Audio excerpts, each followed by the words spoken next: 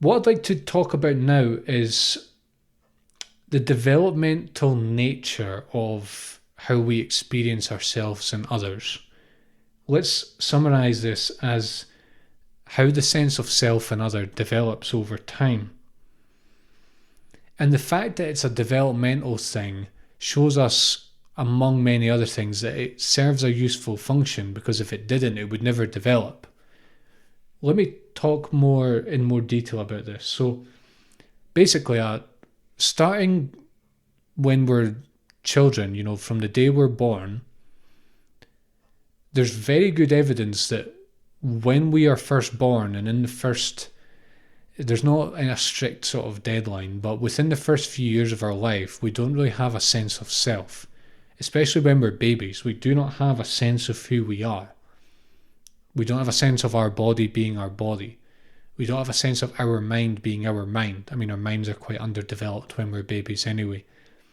We don't have a sense of things happening to us as a subject, as a person. All of these things that we take for granted as adults, they aren't given at birth. They come online. Not only do we not have a sense of self, we don't have a sense of other. How can you have a sense of other if you don't have a sense of self? Because other is defined in relation to self. If you don't know who you are, how can you know who others are? How can you define who others are? Because others are other to you. That's who they are other to. So there's no sense of self in other. In fact, up until a certain age, babies are in what is called undifferentiated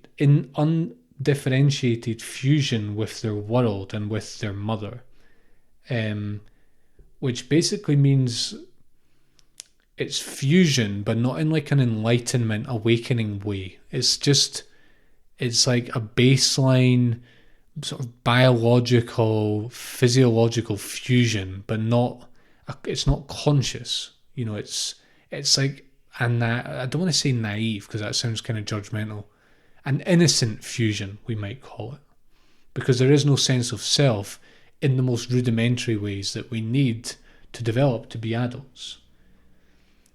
However, then, over time in childhood, and this is sort of fully in place by the time we reach adolescence, we gain a sense of self. So we start to identify with our mind.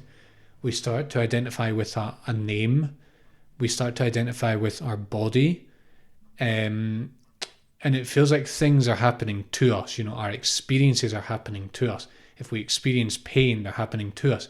If someone speaks to us, it feels like they're speaking to us. It feels like we are here.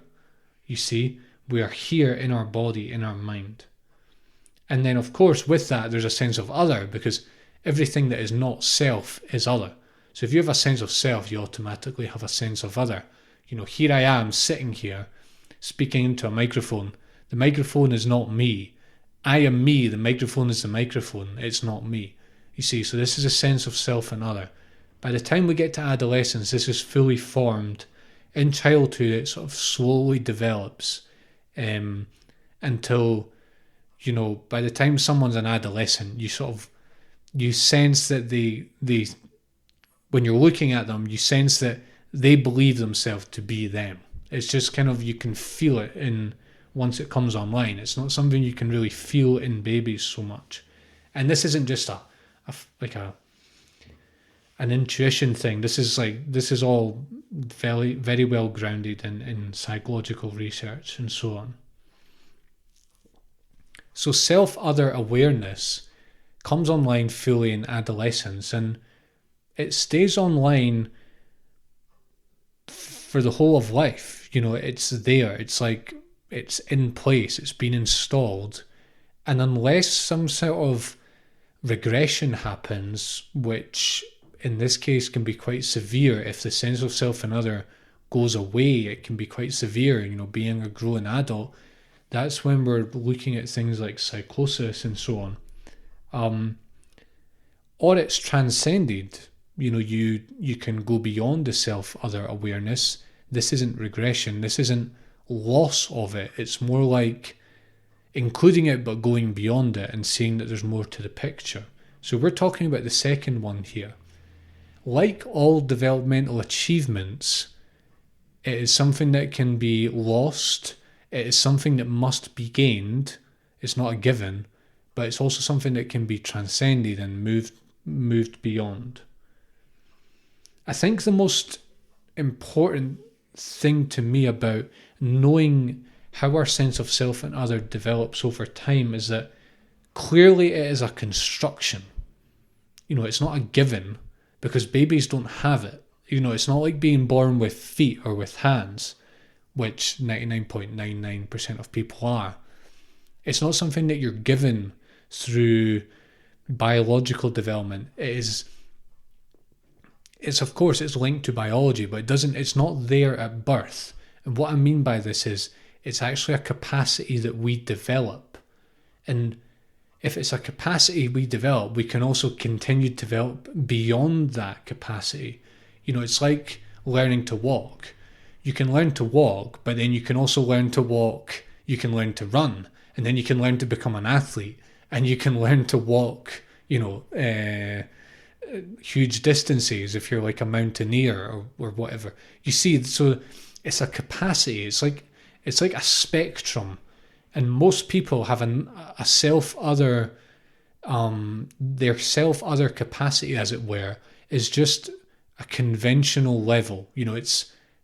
It's just the basic paradigm that everyone operates under. It's like being able to walk to a decent amount, but you're not a mountaineer and you're not going to run marathons or anything. It's like you've got enough, but you're not going beyond that. And the self-other capacity is the same. Most of us reach just, standard self-other consciousness, and we don't realize that we can actually go beyond that, and we can see self and other in a new way. So, and I guess the other thing about it being constructed is that it's like a kind of perspective that we grow into. I don't mean that when I say it's constructed, by the way, I don't mean that it's arbitrary or that it's just relative. Oh, well, that's totally relative. You could easily not develop a sense of self and other and you'd be fine. That's not what I'm saying. You probably wouldn't be fine because it's a necessary construction.